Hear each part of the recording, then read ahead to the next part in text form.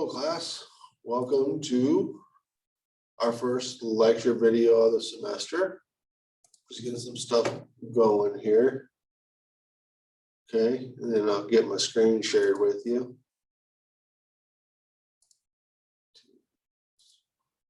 Thank you, small.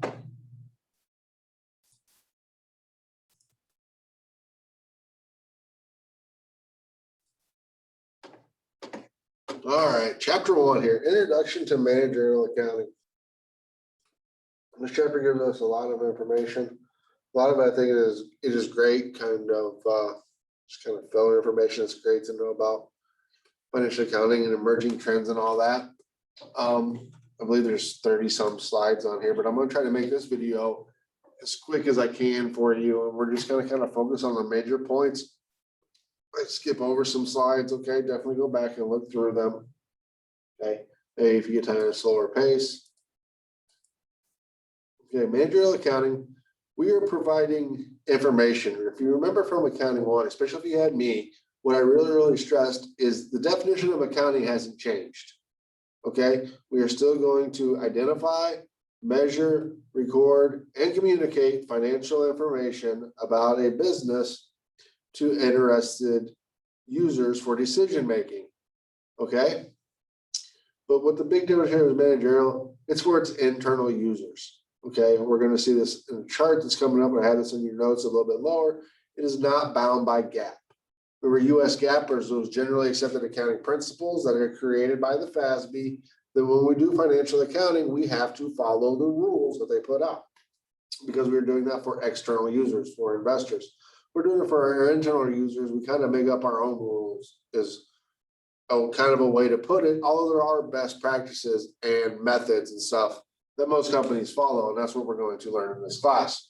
3 broad objectives of managerial accounting: planning, controlling, and making decisions. So planning, that's making a plan to achieve a thing, to achieve your goals at the end. Okay, setting objectives, improving quality. Okay, that's a lot of budgeting. Managerial accounting is do budgeting. That's what we're doing in unit 3. Controlling is taking a look at what we budgeted, what actually happened, okay, and then evaluating what went wrong. We'll do that when we do budget variance. Controlling also is, taking a look at our sales, making sure our numbers are accurate, internal auditing of our numbers, okay, to make sure that our purchasing manager is not lying to us and stuff like that, okay. Controlling all of our activities. And finally, decision making, choosing between 2 alternatives. Pretty self-explanatory. Those are the 3 broad areas of managerial accounting and stuff we're going to be doing throughout this class. Okay, so the major difference here between financial and managerial accounting is financial accounting, we were going for those external users, investors, creditors, people that we want to buy our stock to become owners, people that we want to buy our bonds, to become our creditors, to our suppliers who we're looking to get deals from, banks we want to borrow money from, for the IRS, for tax purposes and stuff like that. All that is external. It's very historical. It's looking at stuff that's happened in the past. Okay. Like I said, they must follow all of these rules. Whereas managerial accounting is, you can see it's like the 3rd slide, and stressed it on, it's internal users, managers, executive, and workers. Financial, externally focused. Managerial, internally. Financial must follow those external rules. GAAP, managerial, no rules. Okay, historical information is used in financial accounting. Okay, that historical cost, what do we pay for it? In managerial accounting, we're looking at we're really emphasizing the future, moving forward. Okay, what do we need to do to improve our business? Okay.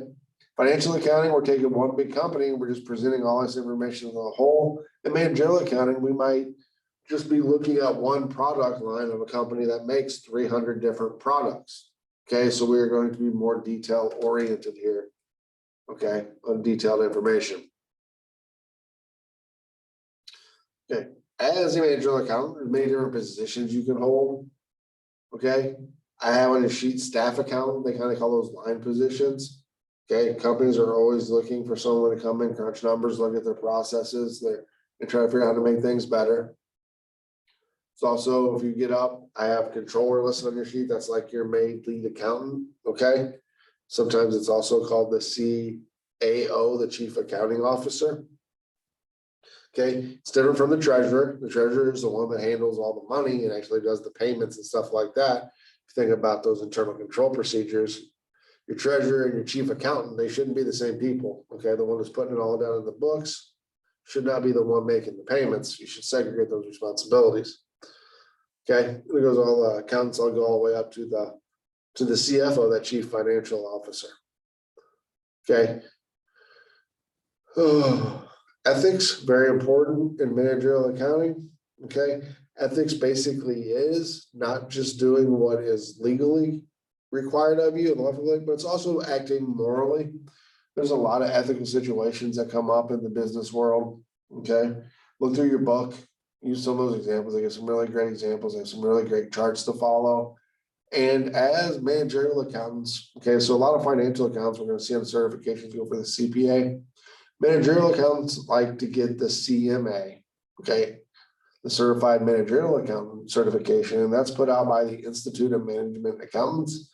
And they have their own ethics statement on the way you should behave and the values to hold consistent with those beliefs.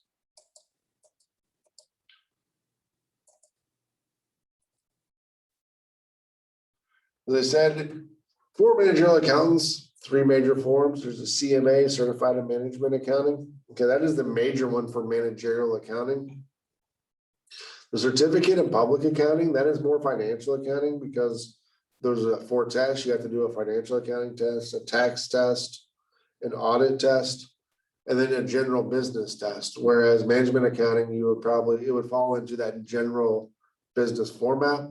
But of course, if you were a CPA, you would definitely be qualified to do anything in management accounting. That CPA is a little bit higher overall in rank than the CMA, but the CMA is definitely becoming more prestigious as time goes on. And finally, there's a CIA. Yeah, you can be part of the CIA, the Certificate of Internal Auditing. Okay, that's nice to have if you want to work for a company. When I came out of ISU, one of the towns real close to where that school is located in Illinois was the main headquarters for ADM, Archer Daniels Midland. And they're a major food provider, okay, like corn mill, chocolate beans, stuff like that. And they're all around the world. They have crops and they have these plants. So they have internal auditors that came and spoke to us all the time, and they would travel the world just doing internal audits on their own company to make sure they're following all the rules and they're behaving in the best way to benefit the company. Okay. All 3 of these are going to require at least a bachelor's degree in accounting. Okay. A lot of times even more than that. The CPA is at least a master's or an equivalent of master's by having a double major in maybe accounting or finance. Okay. And then the exams are very, very difficult and time consuming, not to mention a little financial taxing. Okay. So you can look through these, kind of what I just explained there. The big thing I want you to take away from this chapter was those first slides. Okay. Understanding the difference between financial and managerial accounting. What are we doing here is managerial accounting. We are going for those internal users for management, whereas financial accounting, we are going for the external users. Okay, the investors. All right, so that is it for chapter 1. Thanks for taking the time to watch this. I'll see you again in chapter 2.